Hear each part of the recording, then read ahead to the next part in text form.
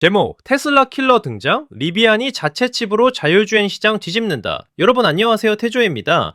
오늘 영상 시작하기 전에 아직 구독 안 하신 분들은 지금 바로 구독 버튼 꼭 눌러주시고요. 좋아요랑 알림 설정까지 해주시면 전기차 업계의 핫한 소식들 놓치지 않고 받아보실 수 있습니다. 자, 그럼 바로 본론으로 들어가 볼까요? 여러분, 지금 전기차 업계가 진짜 난리가 났어요. 왜냐고요? 리비안이라는 회사 아시죠? 전기 트럭으로 꽤 화제를 모았던 그 스타트업 말이에요. 캘리포니아 팔로알토에서 AI 앤 오토노미 데이라는 행사를 열었는데 거기서 자체 개발한 자율주행 칩이랑 자율주행 계획을 공개한 거예요. 이게 왜 중요하냐? 지금까지 자율주행하면 누구를 떠올리셨나요? 당연히 테슬라잖아요. 일론 머스크가 그렇게 자랑하던 FSD 풀 셀프 드라이빙 있잖아요. 그런데 이제 니비안이 정면으로 테슬라한테 선전포고를 한 거예요.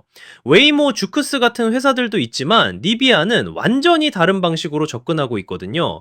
일단 가격부터 엄청 공격적이에요. 니비안이 발표한 오토노미 플러스라는 구독 서비스, 이게 한 달에 얼마인 줄 아세요? 49달러 99센트예요. 우리 돈으로 한 7만 원 정도? 그리고 구독 싫어하시는 분들을 위해서 일시불 옵션도 준비했는데 이게 2,500달러입니다. 우리 돈으로 약 350만 원 정도 되는 거죠. 이 가격이 얼마나 파격적이냐면요. 테슬라 FSD가 지금 구독료가 월 99달러거든요. 그러니까 리비안이 거의 절반 가격으로 시장에 뛰어든 거예요. 일시불은 테슬라가 한때 1만 5천 달러까지 받았던 적도 있는데 리비안은 2,500달러로 확 낮춘 겁니다. 그럼 CEO 얘기 좀 해볼까요? RJ 스카린지라는 분이에요. 이분이 행사에서 뭐라고 했냐면 우리 팀이 자율주행과 AI 분야에서 하고 있는 일들에 대해 이렇게 흥분될 수가 없다고 말했어요. 진짜 자신감 넘치더라고요. 근데 여기서 핵심은 뭐냐? 리비안이 자체 개발한 칩이에요. 이름이 뭐냐면 랩1이라고 부르는데요. 이게 얼마나 대단하냐면 1600 스파스 텁스의 성능을 자랑합니다. 텁스가 뭐냐고요? 트릴리언 오퍼레이션스 per second의 약자예요. 초당 몇 조 번의 연산을 할 수 있는지를 나타내는 단위죠.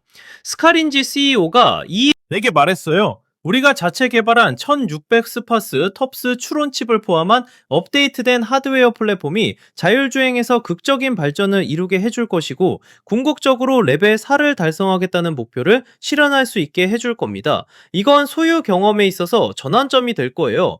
궁극적으로 고객들이 차 안에 있을 때 그들의 시간을 돌려줄 수 있게 되는 거니까요.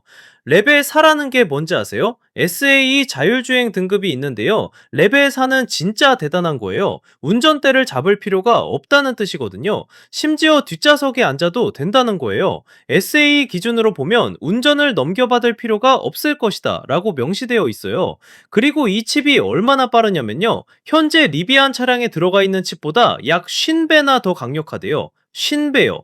이게 무슨 말이냐면 지금 리비안 타고 계신 분들이 느끼는 성능에 10배를 낼 수 있다는 거잖아요. 그리고 매초 800조 번 이상의 계산을 할 수 있다고 합니다. 상상이 가세요? 초당 800조 번이에요. 그럼 이 칩을 누가 만드냐? TSMC라는 회사에서 제조한대요. 여기서 재밌는 게 뭐냐면 TSMC는 테슬라한테도 칩을 공급하는 회사거든요. 그러니까 같은 제조사를 쓰면서 경쟁하는 셈이죠. 이 레버원 칩은 ACM3라는 시스템에 들어가요. 오토노미 컴퓨트 모듈 3의 약자인데 리비안의 3세대 자율주행 컴퓨터라는 뜻이에요. 2세대도 있었고 1세대도 있었다는 얘기죠. ACM3의 스펙을 좀 더 자세히 볼까요? 일단 1600 스파스 INTA 텁스라는 처리 능력을 가지고 있고요. 초당 50억 픽셀을 처리할 수 있어요. 50억 픽셀이요. 카메라로 들어오는 영상 데이터를 그만큼 빠르게 분석한다는 뜻이에요. 그리고 여기 또 재밌는 기술이 있는데 리블 링크라는 거예요. 이게 뭐냐면 저지연 인터커넥트 기술이래요. 쉽게 말하면 칩득들을 연결해서 처리 능력을 곱할 수 있게 해주는 기술이에요. 그러니까 확장성이 엄청 좋다는 거죠. 나중에 더 강력한 성능이 필요하면 칩을 추가로 연결하기만 하면 된다는 얘기거든요. 그리고 레브원은 자체 개발한 AI 컴파일러랑 플랫폼 소프트웨어로 구동된대요. 이게 무슨 말이냐면 하드웨어부터 소프트웨어까지 전부 다 자기네가 만들었다는 거예요. 이게 얼마나 대단한 일인지 아세요? 애플이 아이폰 만들 때 자체 칩 만드는 것처럼 리비안도 이제 그 수준으로 올라갔다는 뜻이에요. 자, 그럼 하드웨어 구성을 좀 볼까요? 여기서 테슬라랑 완전히 다른 길을 가는 게 보여요. 테슬라는 비전 온리 접근법을 쓰잖아요. 카메라만 믿고 가는 거죠. 일론 머스크가 사람도 눈으로만 운전하는데 차도 카메라만으로 충분하다라고 주장했던 거 기억나시죠? 근데 리비아는 완전히 다른 철학이에요. 카메라 11개, 레이더 센서 5개, 그리고 전방을 향한 라이다 하나를 사용한대요.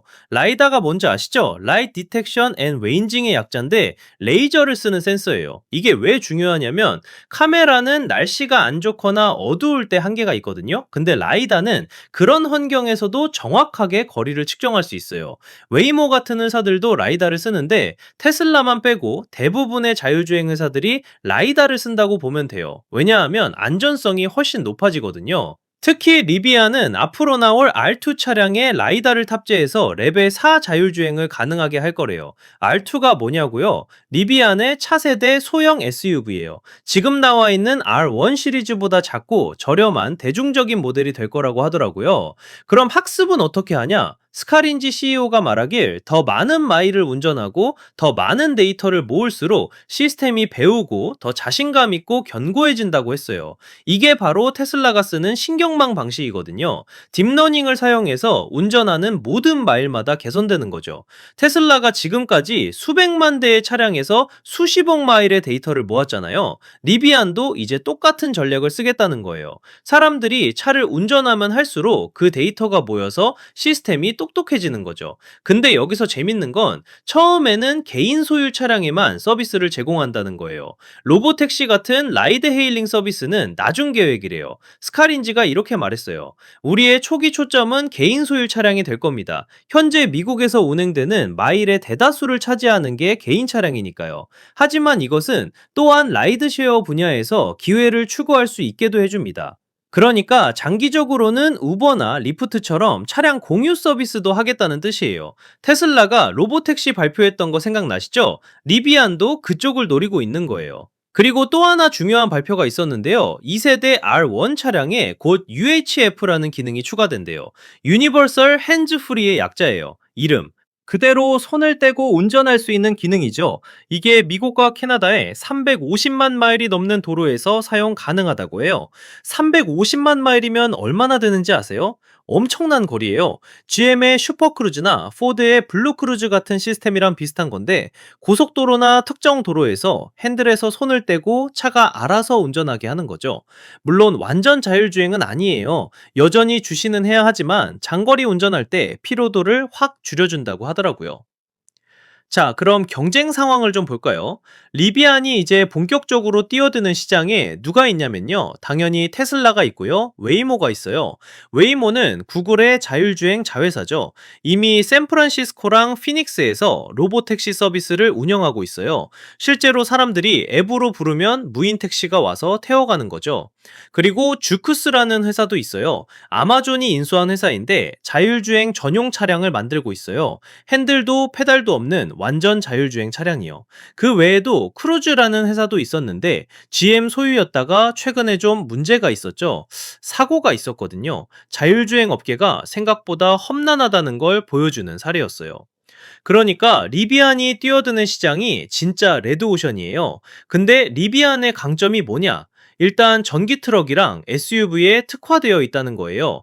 테슬라는 세단이랑 SUV 위주잖아요. 근데 미국 시장에서 트럭의 인기는 정말 대단하거든요. 리비안 R1T 픽업 트럭 타보신 분들 리뷰 보면 성능도 좋고 디자인도 멋있다고 하더라고요. 아마존도 리비안한테 배송 배너를 주문했었잖아요. 그만큼 기술력을 인정받은 거죠. 그리고 리비안이 스타트업이라고는 하지만 이미 양산 경험도 있고 공장도 돌아가고 있어요. 일리노이주 노멀이라는 곳에 공장이 있는데 거기서 실제로 차를 만들어내고 있거든요. 물론 아직 테슬라만큼 규모가 크진 않아요. 테슬라는 연간 수백만 대를 생산하는데 리비안은 아직 수만 대 수준이니까요. 근데 중요한 건 꾸준히 생산량을 늘리고 있다는 거예요. 자, 그럼 이제 진짜 궁금한 거죠? 리비안의 자율주행이 실제로 테슬라를 이길 수 있을까? 솔직히 말하면 아직은 모르죠. 테슬라는 이미 몇 년 동안 FSD 베타를 수십만 명한테 테스트해왔고 엄청난 양의 데이터를 모았거든요.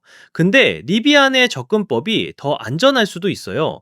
라이다를 쓰는 게 카메라만 쓰는 것보다 안전하다는 의견이 많거든요. 특히 야간이나 악천후 상황에서는 라이다가 훨씬 유리하다고 하더라고요. 그리고 가격도 중요한 요소예요. 월 49.9달러면 테슬라 FSD의 절반 가격이잖아요. 가격 경쟁력으로 시장을 뺏어올 수도 있는 거죠. 일시불 옵션도 2,500달러면 부담이 덜 하잖아요. 테슬라가 한때 15,000달러 받을 때 생각하면 진짜 착한 가격이에요.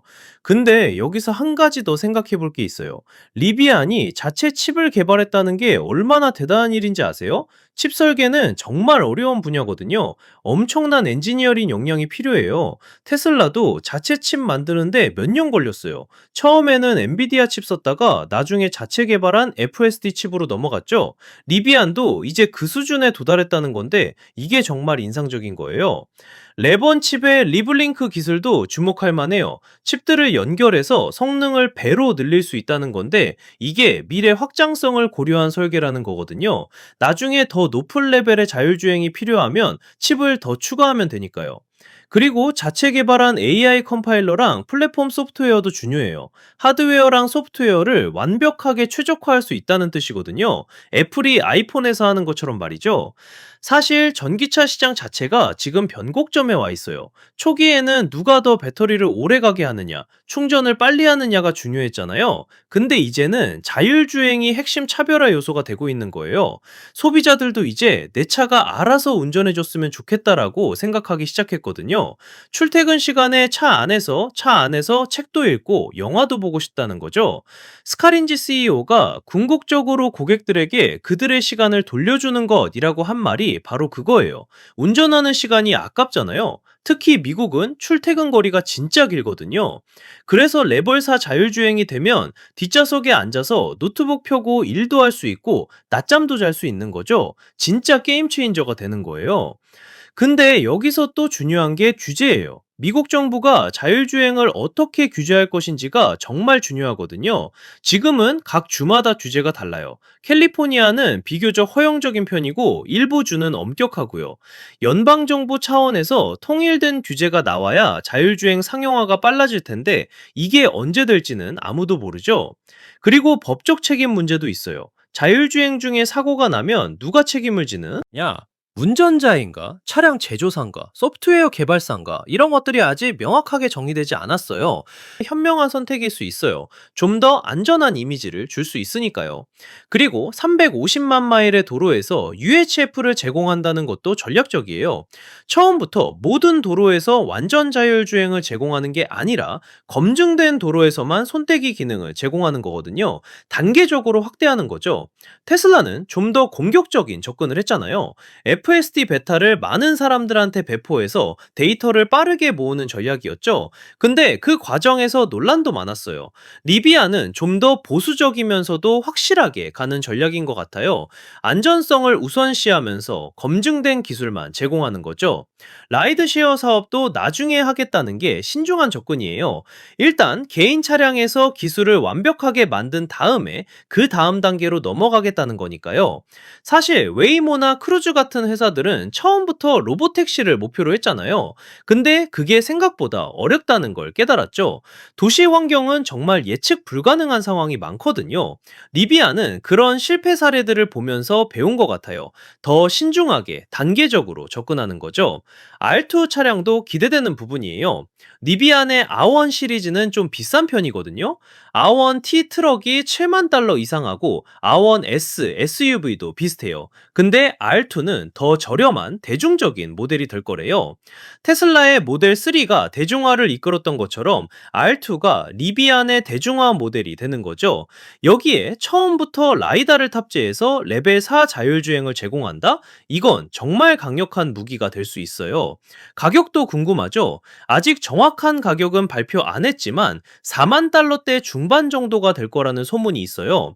테슬라 모델 Y랑 비슷한 가격대인 거죠. 근데 여기에 처음부터 라이다가 들어간다면 그리고 월 49, 99달러로 자율주행을 쓸 수 있다면 진짜 매력적인 옵션이 될 수 있어요. TSMC에서 칩을 만든다는 것도 신뢰도를 높여줘요. TSMC는 세계 최고의 반도체 파운드리 회사잖아요. 애플 칩도 만들고, 테슬라 칩도 만들고, 엔비디아 칩도 만들고요.